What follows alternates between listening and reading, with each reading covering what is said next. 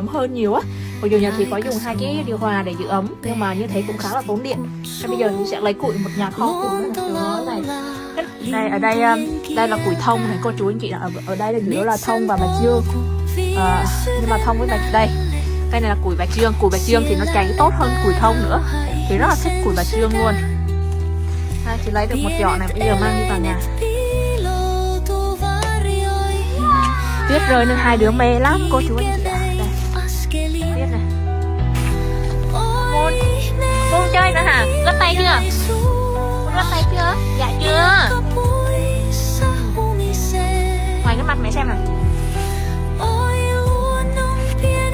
Những cái hộp gói hàng của Thúy á, thì khi mà dùng xong rồi không dùng đến nữa thì sẽ bỏ vào đây nốt. Đây là củi thông và củi bạch dương. Đốt như thế này.